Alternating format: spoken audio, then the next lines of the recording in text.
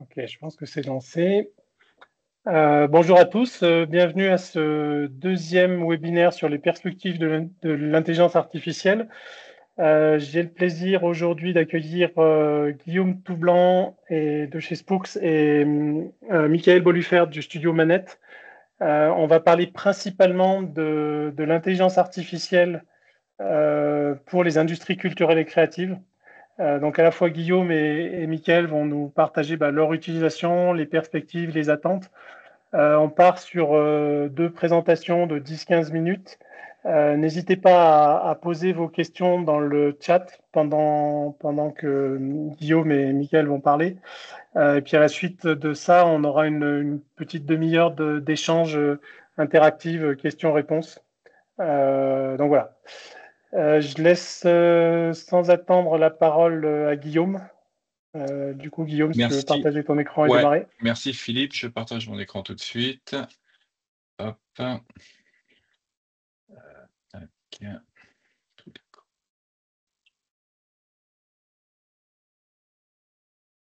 Est-ce que vous voyez mon écran? Oui, parfaitement. Ouais, super. OK. Donc merci. Donc comme tu disais, je suis Guillaume Toublanc, je suis le cofondateur et CEO de la startup Spooks. J'ai mon associé CTO à l'origine de la techno qui est parmi nous aussi pour répondre à des questions éventuelles par la suite. Donc Spooks, on parle d'IA vidéo. C'est une solution qui vous permet de modifier, d'éditer vos vidéos en 30 secondes avec l'IA, comme vous le voyez, pour avoir plus d'impact dans vos communications visuelles. Avant de rentrer dans le sujet de Spooks, peut-être juste une petite remarque préliminaire sur l'IA dans le domaine de la vidéo. On parle beaucoup d'IA générative en ce moment, mais il y a aussi l'IA de vision. L'IA de vision, c'est ce que vous voyez à gauche. En fait, c'est ce qui remplace, enfin, c'est ce qui essaye de remplacer l'œil humain pour la détection, l'analyse d'images qu'on voit tous les jours, donc la détection d'objets, la reconnaissance, l'analyse de mouvements, etc., etc. Tout ce qu'on fait tous les jours sans s'en rendre compte que notre cerveau interprète, ben voilà, la vision, l'IA de vision permet de faire ça. L'IA générative, c'est ce que vous voyez à droite, c'est créer un contenu visuel avec un prompt, avec un texte.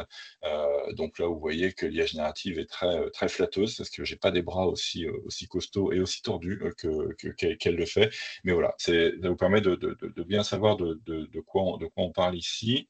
L'IA générative et l'IA de vision sont assez liées, puisque quand vous voulez modifier des choses dans des images, des vidéos, l'IA de vision va permettre de contrôler en fait l'IA générative pour assurer une consistance, la qualité de l'image, la pertinence du contenu produit. Dans le cas présent, on supprime la tour Eiffel à Paris, et quand on supprime un objet, il faut remplacer, il faut mettre quelque chose à la place, et donc générer un bout de ciel, générer un bout de bâtiment, générer un petit bout de forêt aussi.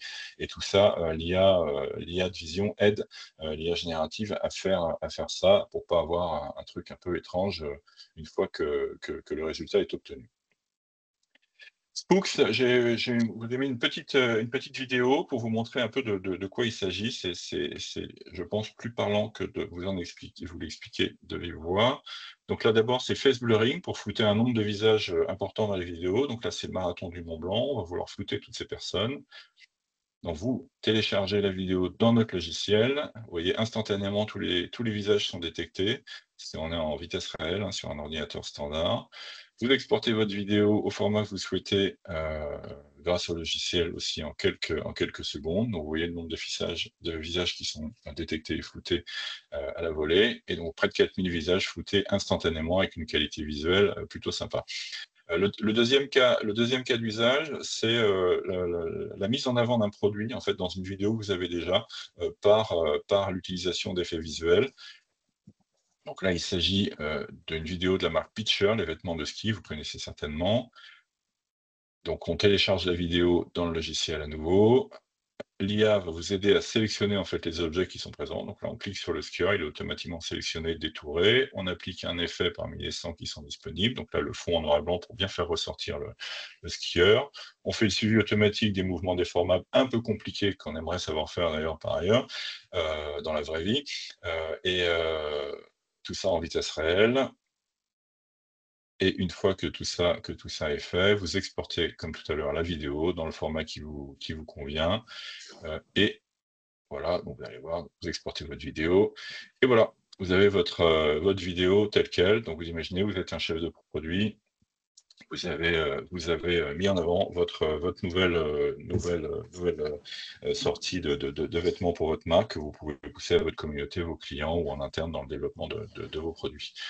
Donc Spooks, on est une startup deep tech en IA vidéo grenobloise. Donc Pascal Bertolino, mon associé, est à l'origine de la technologie, 20 ans de R&D au sein du Gipsalab à l'université Grenoble-Alpes, accompagnement par MIAI puisqu'on a été identifié comme startup innovante de MIAI. La semaine dernière, ou il y a 15 jours, on était à Tech and Fest, on était dans le top 5 des startups IA dans les Deep Tech Awards.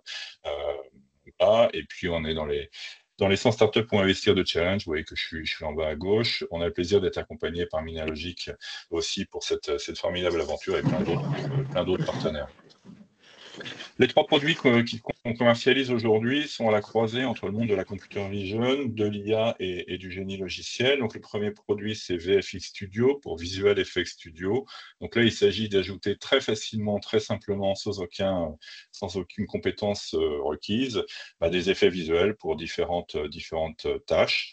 Donc, faire disparaître des objets, grossir des objets, changer la couleur pour les mettre en avant, enlever des arrière-plans, tout ça sur l'image et sur de la vidéo. Et puis sur la partie en bas à droite de Salomon, faire du rebanding de vidéo à partir d'une vidéo existante sur YouTube très facilement. Donc ça, c'est aujourd'hui disponible sous la forme d'un logiciel à télécharger. C'est utilisé dans 133 pays dans le monde. C'est un logiciel qui est disponible en 8 langues. Le deuxième et troisième produit, Face Blurring, donc vous l'avez vu dans la vidéo, donc disponible aujourd'hui sous la forme d'un logiciel à télécharger également sur notre site web et aussi disponible sous la forme d'une application sur le logiciel Canva. On était la première application de floutage vidéo à être disponible sur cette solution-là. Aujourd'hui, on va passer, aujourd'hui même, dans les heures qui viennent, on va passer le millionième visage flouté en moins de 2 mois. Donc, c'est une solution qui fonctionne très très bien. Celle de droite, c'est l'analyse en fait de flux de vidéo en live. Grâce à notre API. Donc là, c'est la protection de l'identité et des données personnelles des personnes. Et puis, c'est l'analyse d'objets, détection sur la base de détection d'événements pour déclencher des actions, comptage de personnes, etc. Sur VFX Studio, comment on utilise l'intelligence artificielle dans cette solution-là? Donc, en 3 clics, en fait, on vous permet très facilement d'ajouter des effets, comme vous avez pu le voir dans la vidéo. Le premier clic, en fait, va vous sélectionner les objets. Donc, on a une centaine de types d'objets. Donc, ce sont des personnes, des plantes, des voitures, des animaux, des paysages, des ciels, des maisons, etc. Vous allez faire le suivi, donc image par image, de tous ces objets qui vont se déformer, et vous allez ajouter les effets visuels parmi une centaine d'effets qui sont disponibles. Vous pouvez tous les combiner si vous le souhaitez pour un meilleur impact et une vidéo plus originale.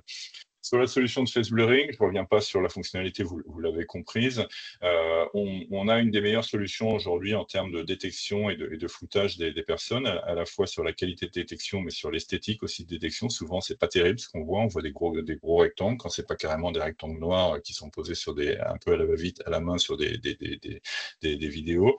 Vous voyez qu'en bas, on s'est comparé par rapport à 2 acteurs assez importants du domaine de l'édition vidéo. CapCut, qui est la solution de montage de TikTok. Eux, ils savent pas faire.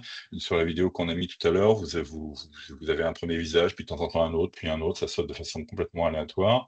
Et sur Runway, qui est un des acteurs phares de l'IA générative vidéo, qui produit tout un tas d'outils aussi d'édition vidéo, vous mettez la vidéo sur l'outil, au bout de 30 minutes, il est toujours en train de mouliner, il se passe rien.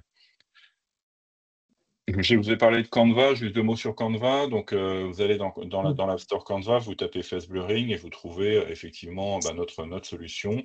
Vous l'intégrez directement dans vos designs sur Canva. C'est intégré sur PC, sur Mac, sur tablette et sur smartphone. Et donc, ça fonctionne avec l'ergonomie très simple qu'on connaît chez Canva auprès de 185 millions d'utilisateurs dans le monde entier.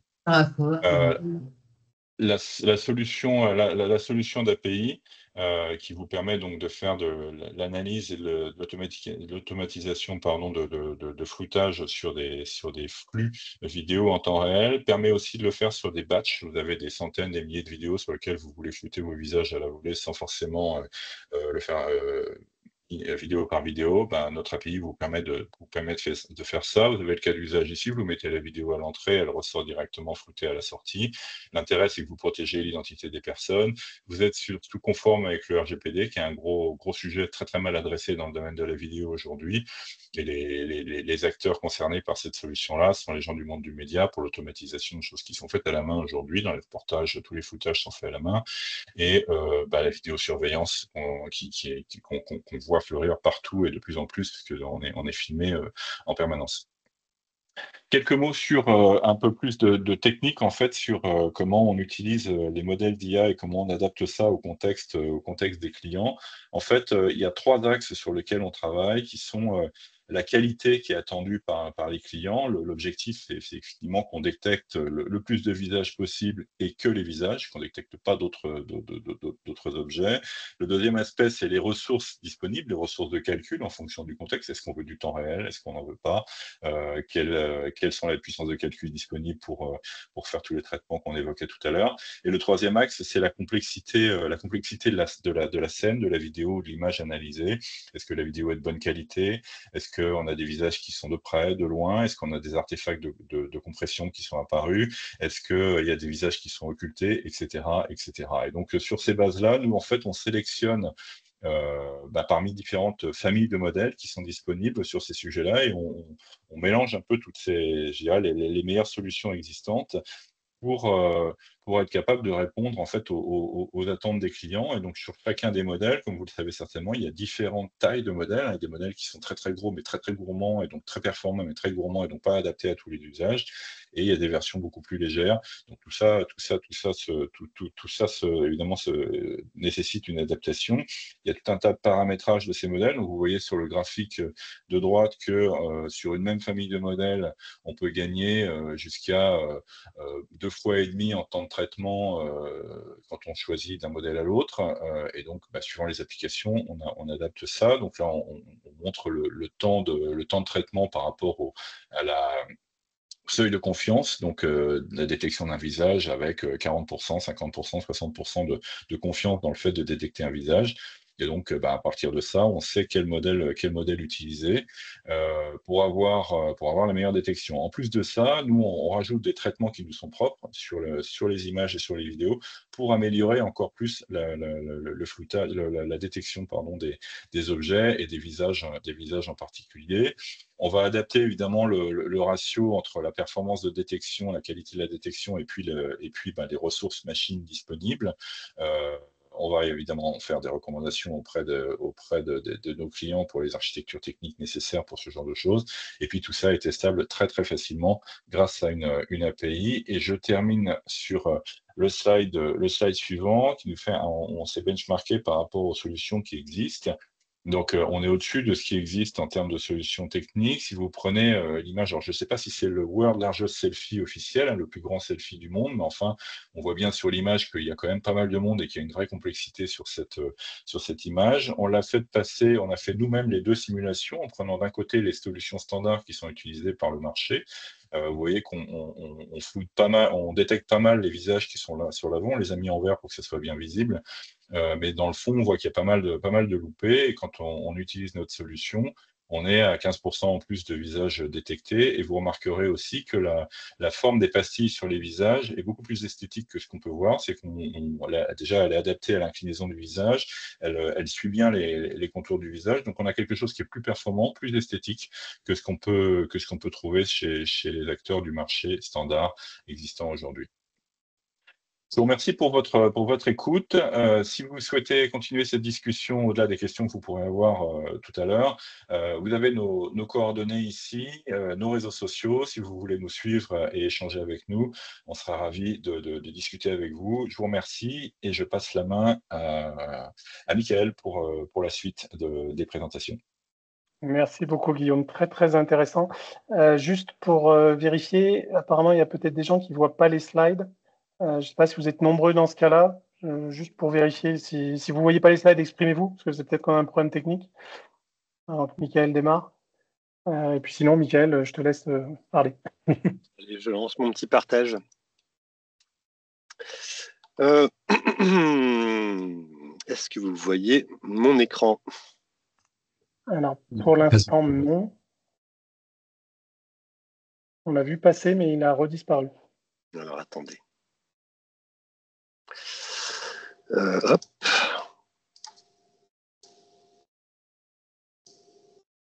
Je vais faire ça comme ça. Je vais faire ça bien. Voilà. Voilà, là, on voit. Ah, voilà. Merci. Est-ce que tout le monde voit? Ouais, c'est. Oui, très bien. Donc, écoutez, bonjour. Moi, je suis donc Michael Bolfer. Je suis cofondateur de Studio Manette et à la fois aussi directeur créatif et de l'innovation au sein du studio. J'ajoute ici un petit peu de mes autres fonctions dans la vie. Parce que ça a forcément un impact sur ce que je vais vous raconter après. Je suis enseignant à l'école Émile Cole depuis une quinzaine d'années, où je suis des étudiants qui sont dans le cursus jeux vidéo. Et je suis aussi, à côté de ça, auteur et réalisateur. Voilà. Donc, Studio Manette, c'est un studio qui a été fondé en 2020. On est situé à Lyon. Et l'idée, en fait, à l'origine du studio, c'était de se doter d'un outil de fabrication qui soit plus agile, plus sobre aussi, et surtout, en fait, qui base l'entièreté de sa fabrication en grande partie sur l'utilisation des moteurs de jeux vidéo. Qui sommes-nous? A priori, on est une équipe qui vient, avec ce que je vous ai dit, principalement du jeu vidéo, mais aussi de l'animation. Pour employer des gros mots, on a des technical artists qui viennent du jeu vidéo, des généralistes 3D, mais aussi des développeurs, évidemment. Et le savoir-faire et la philosophie, c'est faire converger les process du jeu vidéo et de l'animation et de proposer nos services, outils, méthodes, coups de main à des studios, des producteurs pour essayer de réaliser les projets les plus chouettes possibles. Notre but, c'est de rendre les productions plus sobres. Ça, c'est quelque chose qui était vraiment à l'origine du studio, d'innover en permanence avec les outils. On a beaucoup travaillé, notamment sur les financements avec le CNC avec les aides AMT pour monter nos outils et en fait développer tout ce qu'on a fait depuis 5 ans au studio. Et évidemment, l'idée, c'est aussi d'aider nos clients et nos partenaires à embarquer dans ces innovations. On est dans une période où en fait les choses vont très très vite, où des visions qu'on pouvait avoir il y a 5 ans ont évolué, ou même des visions qu'on avait il y a 2 semaines ont comment dire, aussi pu évoluer. Qu'est-ce qu'on fait au sein de Studio Manette? Je suis désolé, je suis un petit peu enrhumé. On fait de l'animation, évidemment. On a fait des courts-métrages, des expériences VR. On a fait des teasers pour différents producteurs. On a aussi fabriqué des séries. Je vous en montrerai des petits extraits après. Et on fait aussi des services pour le jeu vidéo. On a vraiment cette double ADN. C'est un peu ce qui fait notre... Je vais pousser le petit truc, là. Voilà. Voilà, c'est vraiment ce qui fait notre ADN, c'est d'être vraiment à cheval entre le jeu vidéo et l'animation et d'avoir en fait un chiffre d'affaires sur le studio qui vient véritablement des deux industries. Donc, on peut proposer dans le jeu vidéo de faire du développement de gameplay, de la création de personnages, de décors, mais aussi des cinématiques in-game. Et pour continuer un petit peu sur les séries qu'on a fabriquées. On a fabriqué Sam et Julia, qui est actuellement sur France Télévisions, donc un 78 x 7 minutes, sur lequel on a été en charge de toute la partie fabrication d'outils, de matériaux et de finalisation de l'image et de l'éclairage. Et de Gros Lézard, toujours pareil, sur France Télévisions, un 52 x 7 minutes cette fois. Voilà, donc ces 2 séries, vous pouvez les voir sur France Télévisions. Elles sont très très chouettes. Dans ces 2 séries, pour vous montrer un petit peu l'arrière du décor et comment est-ce qu'on se sert finalement des moteurs de jeux vidéo comme des plateaux de tournage à part entière pour pour fabriquer les séries, c'est que par exemple sur un plan terminé comme ça de Sam et Julia, si on passe un petit peu dans l'arrière du décor, on se retrouve sur un véritable petit plateau de tournage avec pas mal d'outils autour qui permettent un petit peu de manipuler cet univers et surtout en fait qui permettent de pouvoir en direct avec un résultat, puisque l'image que vous voyez à droite, c'est l'image vraiment qui a été livrée à France Télé, de pouvoir éclairer les personnages, l'environnement. Voilà, donc il y a tout un développement évidemment technique d'outils, d'assistance aux artistes qui est venu se greffer sur les outils standards pour pouvoir avoir une efficacité et une cadence de fabrication qui soit plutôt on va dire plutôt élevée. Un petit extrait aussi de Gros Lézard, là plutôt sur on va dire sur le look un petit peu c'est une façon aussi de vous montrer un petit peu cette série qui est quand même très chouette avec un look très très pâte à modeler, avec beaucoup de petits effets qui ont un côté très très très stop motion. Et là encore, il y a eu beaucoup de travail à la fois sur le rendu du matériau, sur le rendu des matières et sur l'éclairage pour rendre ça efficace, réussir à pouvoir l'industrialiser pour les artistes et puis encore une fois que l'édition des effets, en l'occurrence ici l'effet de neige, soit pour les artistes plus un plaisir finalement qu'une corvée, avec la possibilité en fait vous le voyez, d'enneiger un décor de manière assez rapide et efficace. Donc voilà, ça c'est un petit peu la promesse de début, c'est comment se servir des outils qui servent traditionnellement à fabriquer des jeux vidéo et à décaler leurs usages pour aller vers de l'animation. Et l'IA dans tout ça, évidemment. Pour raccrocher les wagons avec le sujet du jour, je vais vous parler un petit peu de où on en est aujourd'hui avec l'IA. Faut savoir qu'en fait, on a un studio qui est, on va dire, les équipes sont très techniques et en fait, on est en veille permanente sur les outils depuis le début. Et on a très très tôt, dès la semaine de sa sortie, intégré, en tout cas créé, intégrer l'utilisation de ChatGPT notamment pour aider à la productivité. Et on se retrouve aujourd'hui à avoir des artistes techniques qui sont en capacité de se fabriquer leurs propres outils. Ça a l'air de rien comme ça, mais dans la productivité et en fait même dans l'itération quotidienne de ce qu'on fabrique, le fait d'avoir des outils, des artistes qui disent tiens, je vais essayer de faire ça pour gagner un petit peu de temps. Alors des fois ça marche, des fois ça marche pas, mais globalement on a réellement ce gain de productivité avec le fait que tout le monde peut aujourd'hui se fabriquer ces outils, à condition évidemment de savoir par où passer. C'est une aide assez rapide aussi pour pouvoir prototyper des petites choses dans le jeu vidéo. On n'a plus peur. Ça a ôté une certaine peur de rater des fois, de se dire si on va par là, où est-ce qu'on va, est-ce qu'on est sûr, non, on y va, on peut y aller, on peut se planter, c'est beaucoup moins grave. Et évidemment, ça a apporté des avantages énormes dans les tâches quotidiennes, dans le traitement des données, dans de la rédaction, dans du benchmark de projet, des fois où on veut faire des analyses marché un peu complexes.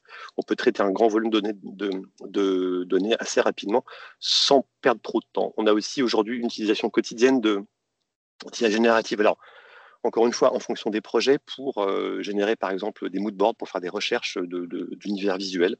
Alors ça dépend des projets, évidemment, il y a des projets qui ne sont pas du tout concernés par ça. Voilà, et je vous ai mis entre parenthèses que nous ne générons pas d'image finale avec de l'IA aujourd'hui. Voilà, je pourrais, si des questions concernent ce point, vous en dire plus par la suite. Et on a aussi on se sert aussi par moment des IA génératives pour upscaler des images ou des textures. Et ce qui nous a conduit un petit peu à sauter dans le train de l'IA, c'est qu'en fait, on est vraiment, en tant que boîte, on va dire, assez tech, en veille constante en fait sur ce qui peut se faire, sur tous les outils en général, mais en fait aussi beaucoup sur l'IA. Et c'est vraiment une sorte de gymnastique quotidienne qui s'est opérée depuis le début. Je propose une petite image en fait. J'ai essayé de synthétiser un petit peu le processus en fait créatif qu'on a un petit peu tous au sein du studio, dès lors qu'il s'agit d'avoir une idée, en fait, d'aboutir à un objet final. De manière générale, nous tous, quand on a une idée, on voit la direction dans laquelle aller pour aller vers l'objet final, mais en fait, le chemin, c'est ce qui est important. C'est comme dans un bon road movie, en fait, ce qui compte, c'est le chemin, et le chemin peut parfois être chaotique. Et ce que nous ont appris, en tout cas offert les IA depuis qu'on s'en sert, c'est à prototyper rapidement potentiellement des alternatives, donc deux chemins, un chemin A et B qui vont nous permettre d'aller de l'idée à la chose finale et d'arriver à une réalité de la fabrication de l'objet final qui va peut-être pas forcément ressembler à celle qu'on imaginait, mais qui en tout cas va être beaucoup plus rapide et en tout cas beaucoup plus direct que ce qu'on aurait pu imaginer dès le début. Le point, c'est qu'il y a un réel gain de productivité et une vraie accélération dans tout ce qu'on fait. Pour parler un petit peu des sujets qui sont en cours et des sujets futurs qui nous occupent ou qui nous préoccupent. Ce qui est hyper intéressant, c'est qu'en fait, les sujets évoluent rapidement en fonction de nos besoins à nous, mais en fait aussi en fonction des besoins de nos partenaires, les studios avec qui on peut travailler, les clients qui viennent nous voir en disant tiens, peut-être que. Et pour parler des besoins les plus comment dire concrets qu'on a aujourd'hui, on a au sein du studio, on a commencé à travailler il y a déjà quelques temps à une espèce d'assistant de studio qui se servirait un petit peu à différents points de notre pipeline de fabrication d'animation, de pouvoir identifier des problèmes et les remonter via la messagerie Discord à des membres de l'équipe à qui seraient adressés des messages, que ce soit des artistes, que ce soit des développeurs. On peut aussi imaginer s'adresser directement à des partenaires externes. Donc ça, c'est un truc sur lequel on a déjà commencé à travailler, qu'on a un peu mis de côté pour le moment. On a aussi pas mal d'idées sur la fabrication d'outils pour les artistes. Il y a au cours de productions sur lesquelles on a travaillé, il y a plein d'idées qui ont émergé sur ça, c'est un problème. C'est un point de friction. Il y a des outils, des améliorations à faire ici. L'IA pourrait être hyper utile pour pouvoir nous aider à améliorer tel point. On a aussi commencé à intégrer directement dans notre pipeline des outils de création d'assets 3D directement qui vont générer de la 3D depuis des images. Toutes ces choses en fait que je vous présente ici, ce sont des choses qu'on a envie d'intégrer à la maison, entre guillemets. On n'a pas envie d'utiliser forcément de plateforme extérieure ou de souscrire des abonnements, mais en fait d'avoir en local chez nous des assistants IA qui vont pouvoir exécuter en fait toutes ces tâches. Évidemment, on a aussi comme ambition de pouvoir améliorer le rendu des images finales sur différents points un peu techniques. Un gros point aussi qui est pour le coup, c'est une véritable boîte de Pandore, c'est l'aide à la fabrication de l'animation, puisque l'animation, c'est un gros poste dans la fabrication de séries ou de films. Et il y a pas mal de points d'amélioration ici que je n'ai pas détaillé. J'ai regroupé ça dans une grosse catégorie. Voilà. Et puis évidemment, encore une fois, beaucoup de choses qui arrivent tous les jours, des sujets qui parfois arrivent, qui se règlent d'eux-mêmes ou en fait qui deviennent des vraies préoccupations quotidiennes. Encore une fois, on a vraiment l'impression qu'on n'en est qu'au début de ce que l'IA nous propose, de ce qu'elle peut nous aider à parcourir comme chemin. Et l'important pour nous, en fait, c'est d'être en réel contact avec tout ce qui est fait, d'essayer, de prendre un temps particulier pour essayer un petit peu tout ce qui se fait, pour pouvoir, le jour où on a une solution qui est pertinente et qui nous correspond, l'intégrer parfaitement à nos outils. Et évidemment, tout ça, ça passe par les possibilités incroyables et en fait qui s'offrent à nous en mélangeant ce que propose l'IA de manière extrêmement large et les moteurs de jeux vidéo qui sont plutôt à considérer ici comme des plateformes et des super outils qui peuvent embarquer un paquet de choses. Voilà, et bien écoutez, c'est tout pour moi. Je vous remercie. Vous avez un petit flash code ici qui vous conduit sur notre site internet si vous voulez en savoir un peu plus sur ce que l'on fabrique. Et puis mon contact au bas de la page. Voilà. Merci beaucoup, Michael. Je suis impressionné parce que vous êtes tous les deux dans les univers créatifs et culturels et créatifs. Et d'habitude, c'est une communauté qui ne respecte pas forcément le timing et vous avez tenu parfaitement le cahier des charges qui était 30 minutes. Donc félicitations pour ça. J'invite tout le monde à poser des questions, alors soit directement dans le chat, soit en levant la main, puis je vous donnerai la parole. En attendant que les questions arrivent, ce que j'ai trouvé intéressant dans vos présentations, c'est à la fois que vous avez bien différencié l'IA générative de l'IA spécialisée, ce qui n'est pas tout le temps le cas. Donc, on a tendance à trop parler d'IA générative de mon point de vue. Donc, merci pour ça. Également, ce que je retiens de vos deux présentations, c'est que vous utilisez l'intelligence artificielle vraiment comme un outil et non pas comme quelque chose qui va remplacer les expertises, etc. Et si je prends par exemple le cas de Spooks, effectivement, toutes ces choses-là, les graphistes savent le faire. Enfin, détourer un objet, alors sur une vidéo, c'est un peu fastidieux et plus long, mais je dirais qu'un bon graphiste sait le faire. Par contre, ça lui coûte des heures carrées. Et donc, du coup, ça lui permet de se concentrer sur son métier. Et pareil, côté Michael, tout ce que tu as mentionné, effectivement, c'est vraiment des supports. Donc on évite le débat de ça va remplacer l'humain, ça va manger les emplois, etc. Et donc, c'est également quelque chose de très, très, très, très bénéfique. Si je peux commenter sur ce que Oui, tu viens de dire, Philippe, rapidement.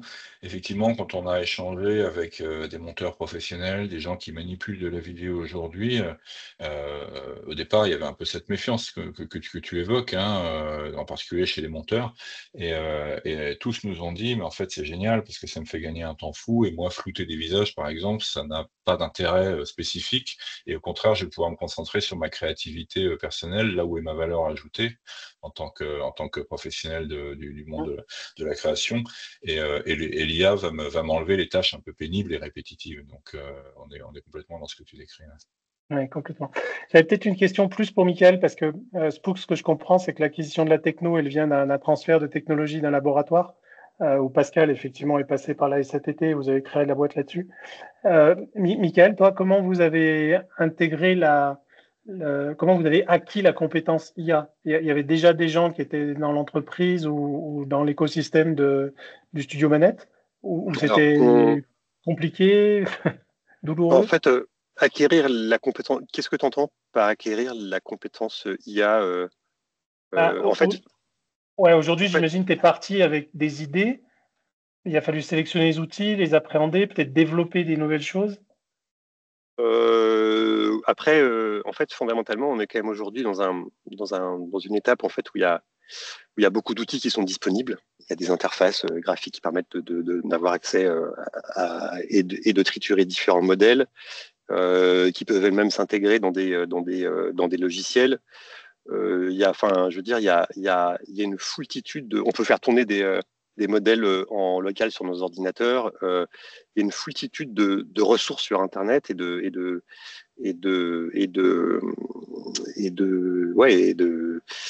choses qui permettent de pouvoir développer, tester, concrétiser et en fait se dire bah tiens ça j'en ai vraiment besoin ou ça c'est une blague, on rigole 5 minutes avec et voilà, mais ça c'est un vrai ça par exemple ça peut répondre à un vrai besoin et on a plutôt intérêt à essayer de l'intégrer dès maintenant ou en tout cas de jouer avec un peu plus qu'avec le reste parce que ça va nous servir. Et enfin en fait encore une fois j'insiste vraiment sur la veille de ce qui se passe. Je pense que c'est un truc qui est vraiment déjà qui permet de pouvoir démystifier l'IA, ce qui se cache derrière. Les IA, ça existe dans des jeux vidéo depuis des années et ça n'a jamais fait peur. Enfin, voilà. Aujourd'hui, en fait, c'est plutôt l'IA générative en fait qui fait peur. En fait, c'est ça qui a fait basculer ça vers le côté comment il s'appelle. Bref, j'ai oublié. Vers le côté Skynet. Voilà, je l'ai. Et du coup, en fait, c'est là où on s'est dit, voilà, mais alors qu'en fait, fondamentalement, une IA générative, en fait, elle ne va générer que si une intention de quelqu'un derrière qui dit, j'aimerais bien que tu me fasses ça. Et ce qu'elle va générer, c'est forcément basé sur des images qui existent, qu'elle a bouffées, mais elle ne va pas nous remplacer en tant que créatif à dire, je vais te faire le truc le plus génial du monde que jamais tu as vu, parce qu'elle ne peut pas faire ça.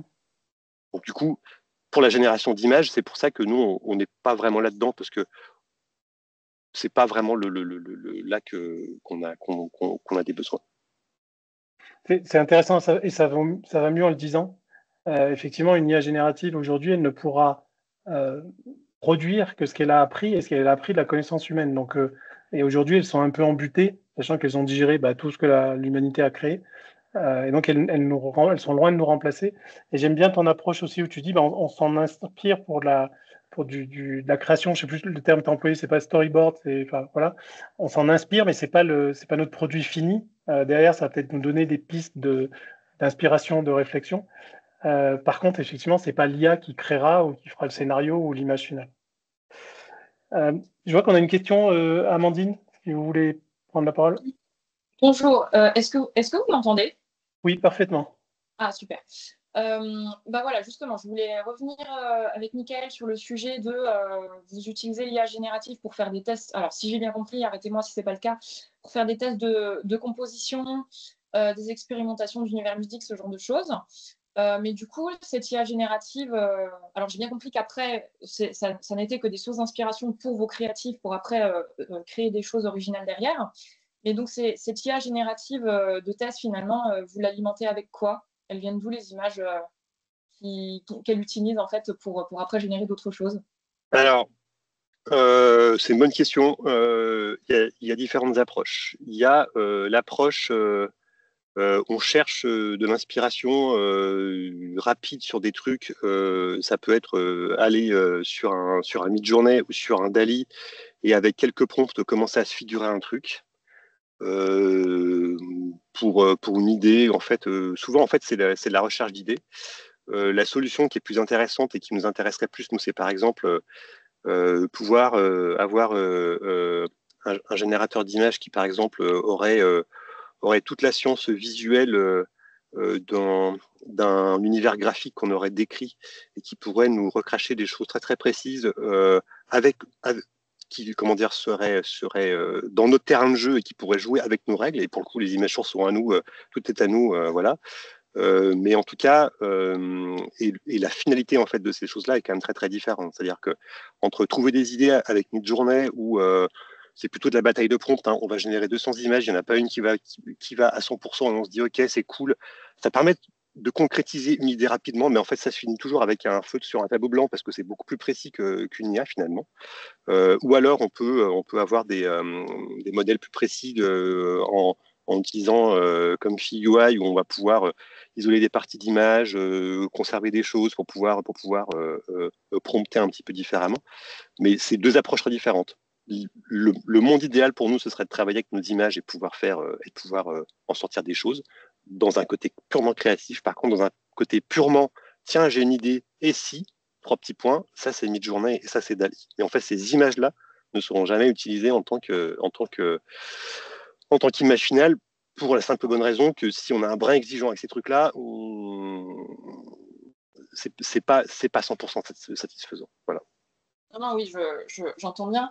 D'accord. Donc, si je résume, la réponse à ma question, c'est soit donc vous utilisez, quoi qu'il arrive, de ce que j'ai compris, c'est que ça termine toujours par des créations originales par les humains qui travaillent avec vous. Ça, voilà, on est d'accord là-dessus. Et du coup, ce que vous utilisez pour ces différents tests, quelle que soit la finalité, c'est soit finalement des images qui sont déjà sur Internet et donc relativement dans le domaine public, soit des images qui ont été créées par vous et donc vous avez la paternité en fait.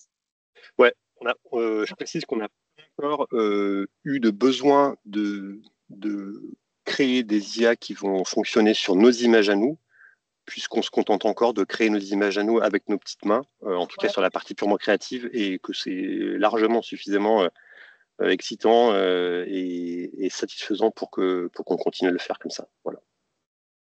Merci. Merci. On a une question de Thierry. Oui, bonjour. Donc je suis Thierry Boucou, je suis musicien enseignant, directeur artistique d'une compagnie qui s'appelle Les Brûleurs de Planches. Et on travaille depuis quelque temps sur des outils d'adaptation pour les publics porteurs de handicap. On a travaillé avec des systèmes hardware peu coûteux. Et tout à l'heure, donc je n'y connais absolument rien du tout en intelligence artificielle. Je ne suis même pas capable d'écrire un texte avec. Mais j'ai travaillé avec des publics porteurs de handicap visuel notamment, et j'ai pu voir qu'ils prenaient en photo l'espace scénique et que l'intelligence artificielle leur faisait une description de la scène. Et du coup, ça m'a vraiment interpellé et je suis en train d'essayer de développer et de travailler des outils où on pourrait utiliser, donc alors si j'ai bien compris, hein, une intelligence artificielle de vision qui filmerait en fait ce qui se passe sur un plateau et qui pourrait faire de l'audiodescription en temps réel. Est-ce que vous pensez que c'est possible? Est-ce que ça existe? Enfin voilà, c'est ça ma question. Je vais bien tenter de répondre. Est-ce que ça existe? Très sincèrement, je ne sais pas. Est-ce que c'est possible? La réponse est oui. Tout dépend évidemment euh, sur des vidéos, ça sera forcément plus compliqué parce que voilà, il y a plus de temps de calcul, mais c'est des choses que l'IA de vision peut, à mon avis, très bien faire. D'ailleurs, si mon associé Pascal a quelque chose à ajouter sur le sujet, qu'il est plus au fait de tout ça, je l'invite à se manifester. Oui, bonjour. Bon, je sais pas, Pascal, si tu as des éléments que tu voudrais amener sur ce sujet en particulier. Moi, je connais pas de société qui développe ce genre de solution, mais peut-être, Pascal, tu as ça dans tes Alors, connaissances. oui, ça existe déjà. Alors, bien sûr que enfin, au niveau mondial, les acteurs majeurs savent déjà faire ça. Décrire une scène statique dans une image, bien sûr que ça existe. Décrire aussi le contenu d'une vidéo en temps réel, ça me paraît peut-être, je ne sais pas si c'est déjà faisable, mais en tout cas bientôt. Et je pense que les modèles d'IA du style ChatGPT qui sont capables d'interpréter le contenu d'une image, de vous commenter une image ou même une vidéo. Je pense que ChatGPT sait le faire et puis forcément il y en a d'autres aussi qui savent le faire. Je ne peux pas rentrer dans le détail parce que c'est pas quelque chose que j'ai déjà utilisé, mais bien sûr que ça existe. J'ai Dans le vu, chat, j'ai vu que ouais, pardon, dans le chat, effectivement, il y a une mention d'une société qui s'appelle Orion, qui est à destination des déficients visuels. Et en fait, ce qu'elle fait, elle décrit pas réellement la scène. Par contre, en fait, c'est une entreprise qui est venue au CES avec Minogic il y a quelques années. Donc, je connais un peu leur pitch. Et ils disent, ben, un déficient visuel qui perd ses clés, par exemple, c'est compliqué pour lui de les retrouver. Et avec son smartphone, elle pose la question au smartphone en disant, bah, tiens, où sont mes clés? Et le smartphone les repère dans une scène et lui dit, ben voilà, c'est à 2 mètres à ta droite. Et c'est comme ça qu'on relocalise plus facilement les clés. Donc c'est ce que fait Orion. Donc ils ne sont pas très très loin de ce que vous mentionnez. L'autre entreprise qu'on peut mentionner également, c'est une entreprise qui s'appelle Ives. Alors ils ne sont pas dans la description de scène, mais c'est pour vous donner une idée de ce que l'IA peut permettre de faire aujourd'hui. Aujourd'hui, Ives, ils savent interpréter ce que dit un sourd et malentendant en langue des signes. Donc, ils savent le retranscrire en texte et en voix, parce que maintenant, on sait faire parler un texte. Et inversement, ils savent créer un avatar qui va signer ce qu'on lui écrit, justement pour faciliter l'échange et inclure mieux les sourds et malentendants. Donc, voilà. Je pense que ça existe, il faut peut-être chercher un peu, ouais, effectivement. On a Merci une à autre vous. question. Merci. On a une question de Solène. Ah, votre micro est coupé. Bonjour à Ça tous. va mieux. Merci pour ces présentations. Je suis donc Solène Lefrançois. J'accompagne plusieurs territoires dans la structuration de leurs écosystèmes d'industrie culturelle et créative. Et j'ai une question pour Mickaël Bolufer, que j'ai d'ailleurs déjà croisé au MIFA de mémoire. Comment vous avez structuré votre veille et votre R&D justement dans l'entreprise? Enfin, comment vous avez organisé ça? Alors, c'est totalement. Empirique? Ouais, en fait, il y a une part de ça, en fait. Hein. C'est que chacun check un peu dans son coin. C'est une veille permanente. Et en fait, il y a un truc qui est très simple, c'est qu'on a différents fils Discord avec différents topics en fonction des sujets. Et on a un fil comme ça, un peu orienté technique outils, sur lequel on se partage tous des trucs. Dès qu'on trouve un truc, on dit il y a ça qui est cool et voilà. Enfin, mais en fait, c'est pour ça que je parle vraiment d'une veille permanente. En fait, c'est comme une gymnastique pas de sportif parce que c'est un peu bon, mais c'est une réelle gymnastique d'essayer de s'intéresser un petit peu à tout. Et il y a des choses qui vont nous parler parce que ça nous intéresse, des choses qui vont pas du tout nous parler, parce que c'est un peu trop loin de nos besoins. Ouais, enfin, c'est vraiment de la veille très, très basique, quoi. Ce que je retiens effectivement du discours de Michael, c'est j'ai pas entendu de frein à l'acquisition, ce que j'appelle les compétences IA, mais plus de rester effectivement les chakras ouverts en voyant tout ce qui peut se faire, et puis éventuellement tester, intégrer, ou au contraire jeter les choses qui sont un peu gadgets, quoi. Il y a aussi énormément de... Alors, il y a à boire et à manger, mais il y a énormément de spécialistes de l'IA sur YouTube qui font aussi beaucoup de veille. Alors, il y en a qui sont hyper intéressants, il y en a qui sont un peu moins intéressants, mais en fait, qui permettent comme ça, sur le temps d'un visionnage ou d'une petite vidéo, d'avoir un regard sur un point qu'on pouvait trouver intriguant ou intéressant parce qu'ils l'ont testé, ils en parlent, voilà. Et enfin, ça fait, comment dire, ça fait aussi partie de la veille voilà, de suivre des gens. Il y a un super serveur Discord qui s'appelle Creative Machine aussi, qui a un nombre de topics incroyables sur l'IA, avec des parties très créatives, des parties beaucoup plus axées sur le légal. Et pareil, c'est un puissant fond de données avec des discussions enflammées. C'est vraiment. Je vais essayer de voir si je peux pas vous le partager. Pendant que tu recherches je vois que Félix a répondu dans le chat sur le côté la question précédente. Pour les mentionner, effectivement, Michael, tu as mentionné la création d'objets 3D à base d'IA générative. C'est exactement ce que fait Chat3D, la société de Félix. Donc bon, peut-être tu les as dans le radar ou pas, mais voilà, c'est juste au passage. Totalement dans le radar. Peut-être je peux commenter un peu sur la veille. On en fait évidemment aussi beaucoup. Ça va très très vite, hein. Il y a des dizaines d'annonces chaque semaine. Moi, la façon dont je fonctionne, c'est que je me suis abonné à pas mal de newsletters de gens qui testent et qui montrent les résultats de ces tests. Je peux mentionner une qui est faite par Gilles Guéraz, avec 2 R à Z, qui est plutôt assez bien. Une autre qui s'appelle UpMeet avec un Y, qui est faite par San Lebrun. Qui est aussi assez pertinente. C'est des gens qui sont sur des choses assez concrètes, en fait, avec des démos, que ce soit de l'image, que ce soit du LLM ou ce genre de choses. Donc voilà. Après, je pense qu'à un moment, il faut filtrer un peu, parce qu'il y a tellement d'informations qu'au bout d'un moment, on est un peu noyé dans cette accélération qu'il y a et qui ne cesse d'accélérer, hein. Donc voilà, mais essayer de voir des choses. Je pense que YouTube, c'est une bonne source aussi. Effectivement, il y a à boire et à manger, hein, sur ces sujets-là. Et puis, il y a le côté un peu sensationnel qu'on peut retrouver sur YouTube. Mais voilà, donc ça fait des bonnes bases. Et puis après, il ne faut jamais oublier, de toute façon, en ce moment, on est quand même dans une course à celui qui a le plus gros modèle, le plus efficace. Voilà. Voilà, donc il y a les annonces, et puis après, il y a comment tout ça est digéré et intégré progressivement par la communauté. Voilà. Il y a également pas mal de choses qui se passent côté scientifique. Il y a le CNRS qui réalise un vidéo mensuel sur YouTube qui s'appelle je vais y arriver, Panoramia, donc panorama de l'IA en fait, qui est assez intéressant parce que eux, ils font une veille plutôt scientifique, et ils mettent ce qui les surprend, ou ce qui les étonne, ou ce qui est particulièrement remarquable en termes de papiers scientifiques qui sortent.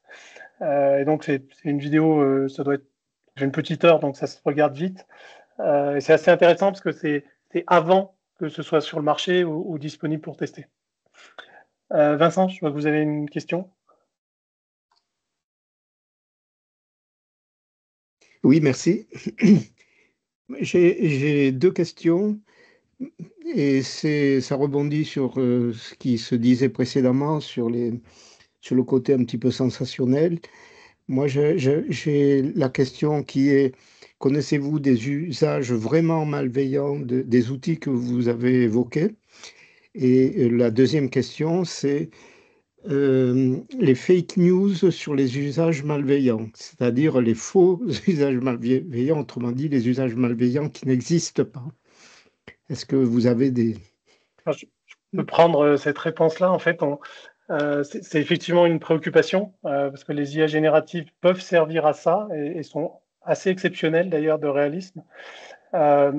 Minilogic, on a assemblé un think tank, donc un groupe de réflexion l'an dernier qui a travaillé à peu près toute l'année dernière là-dessus. Et on a produit un livre blanc qui doit être téléchargeable sur notre site web et qui recense effectivement ce qui existe, la technologie, les choses qui sont faites, et qui donne des recommandations justement pour éviter ça. La première de ces recommandations, c'est de dire, considérez qu'une IA, majoritairement, elle vous ment. Donc, challenger l'information. J'ai lu un papier cette semaine, papier scientifique, qui dit que sur 10 réponses de l'IA générative, ou même de l'IA au sens large, on peut considérer qu'il y a 9 réponses qui sont incomplètes, inexactes, voire totalement fausses, totalement erronées. Donc, première recommandation, c'est regardez bien. Pour l'instant, alors je laisse Michael et Guillaume me détromper si je dis une bêtise. Tout ce que les IA génèrent en termes de texte et d'images fixes sont assez réalistes et sont de plus en plus réalistes. Donc, c'est de plus en plus difficile de voir le vrai du faux, à moins d'être réellement un expert du domaine. Sur les vidéos, on a encore des petites blagues. Compter le nombre de doigts, par exemple, sur un personnage. Regardez bien le synchronisme des lèvres avec la parole, parce qu'on on a encore des petites erreurs. J'ai vu une vidéo d'une gymnaste. Là, on voit que c'est pas une gymnaste. En fait, l'IA n'a pas encore complètement intégré la dynamique d'un corps qui fait des choses exceptionnelles.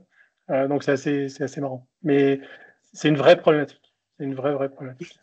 Donc, dernière question très très courte. Votre livre blanc et votre think tank, comment accéder à tout ça? Sur le site on mettra on va vous envoyer un message de follow-up, on mettra le lien. Voilà, Emmanuel vient de le remettre donc il est dans le chat, donc vous pouvez le télécharger sans problème. Ok, merci. De rien. Peut-être dernière question. On a peut-être le temps encore pour une ou deux questions. Pierre? Oui, bonjour, est-ce que vous m'entendez bien? Oui, très bien. Parfait. Alors ma question, ça rebondissait sur la veille qu'on en avait parlé, où vous disiez justement que le flux d'informations nouvelles qui sortiennent un peu tous les jours, un peu toutes les semaines, et c'est pas forcément sur des sujets qui sont pertinents par rapport à ce sur quoi chacun travaille. Je me demandais si vous étiez en interaction, que ce soit en communication, ou s'il y avait déjà une relation un peu avec un expert justement dans ce domaine d'IA, plus spécialisé dans le milieu créatif, qui se mettait en place. Enfin, je ne sais pas s'il y a déjà quelqu'un qui a un poste prévu à cet effet, ou si c'est plutôt les gens dans le domaine créatif qui vont essayer de trier les informations que les experts d'IA balancent, quoi, grossièrement. Donc, je ne sais pas si ma question est assez claire. Voilà. Est-ce que vous êtes en interaction avec des experts d'IA directement, en gros? Moi, je peux apporter des éléments de réponse. De notre côté, moi, je travaille, on est une petite start-up, on est 3 personnes, on envisage d'être une dizaine d'ici la fin de l'année. Nous, on développe la technologie, donc on s'appuie sur des modèles existants, on envisage d'entraîner nos modèles à court terme. Et donc, du coup, on suit évidemment avec beaucoup d'intérêt tout ce qui sort pour être au courant de ce qui se fait, mais on est au cœur de la technologie, en fait, en cœur de ce que fait la science aujourd'hui, de l'état de l'art scientifique, pour s'appuyer là-dessus. Donc, en fait, nous, le sujet, il est plutôt technologique aujourd'hui. Il y a une approche techno, mais évidemment, la partie créative est super importante parce qu'au final, l'utilisateur, c'est ça qu'il voit, hein. Mais aujourd'hui, nous, on a un tropisme très fort côté technologique sur le développement de notre produit. À terme, on renforcera cet aspect sur l'aspect créatif, comme vous l'évoquez. Dans le chat, on a tous à peu près mis nos sources favorites. Donc, je vous ai remis Panoramia, je vous ai remis également un journal qui s'appelle Actu IA. À ma connaissance, mais encore une fois, Guillaume, Michael, détrompez-moi, je ne connais pas de source d'actu spécifique pour les ICC, de l'IA pour les ICC. Je connais beaucoup de fils d'actu sur l'IA en règle générale, quel que soit leur domaine d'application. Il y a peut-être un marché, hein, je ne sais pas si quelqu'un se sent, mais j'en connais pas. Le serveur Discord que j'ai posé est très orienté sur les industries créatives. D'accord. Bah, voilà, par exemple, un exemple. Ah oui, moi, le lien que j'ai mis, c'est quelqu'un qui est dans cet univers, c'est c'est un réalisateur de vidéos, etc. Donc, c'est peut-être plutôt orienté publicité, mais néanmoins, c'est quelqu'un de cet univers. Et la discussion est toujours intéressante parce que c'est pas propre aux ICC, hein, c'est propre à quels que soient les verticaux dont on parle. Chacun a son usage de l'IA, que ce soit de l'IA ou de l'IA générative. Et je me souviens avoir animé une table ronde l'an dernier au CIDO où il y avait des designers. Et pour m'amuser, parce que j'aime bien un peu provoquer, j'ai introduit la table ronde en disant, ben, messieurs, avec l'IA générative, votre métier de designer, vous pouvez les pointer à Pôle emploi, parce que ça vous remplace. Et ils m'ont dit, bah, toi, tu es développeur logiciel, on peut te dire la même chose. Et ma réponse a été de dire non, non, non, parce que l'IA générative, on peut l'utiliser pour du code simple, mais dès qu'on fait du code compliqué, j'ai toujours une valeur ajoutée. Et ils m'ont dit, nous, c'est exactement pareil.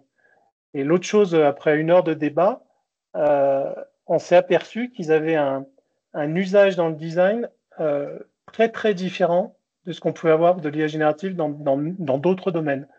Ou dans l'ingénierie, on va chercher qu'une IA générative, elle ne nous mente pas, qu'elle soit exacte et qu'elle étaye sa production.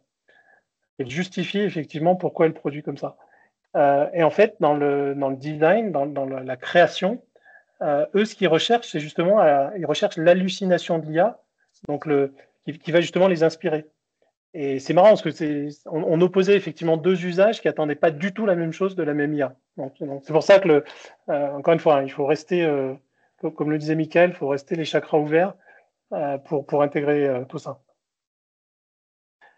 On arrive en fin de webinaire. Je ne sais pas s'il y a une dernière question qui a pu appeler une réponse rapide. Et sinon, je remercie nos intervenants pour la qualité de votre présentation. Et puis je vous donne rendez-vous pour le mois prochain. Donc le mois prochain, on sera à peu près sur le même format, un sujet complètement différent qui est le New Space. Donc New Space, hein, c'est l'exploration spatiale proche de la Terre, qui historiquement était plutôt l'apanage de nos gouvernements et donc qui deviennent de plus en plus privatisés. Et donc on verra comment l'IA peut amener, ou ce que l'IA amène dans ce domaine-là. Je vous remercie beaucoup. Merci Guillaume, merci Michael. C'était vraiment très très bien. Et puis je vous souhaite une bonne fin de journée et un bon week-end. À très bientôt. Bonne journée. Merci. Merci, bonne journée à toutes et à tous. Merci.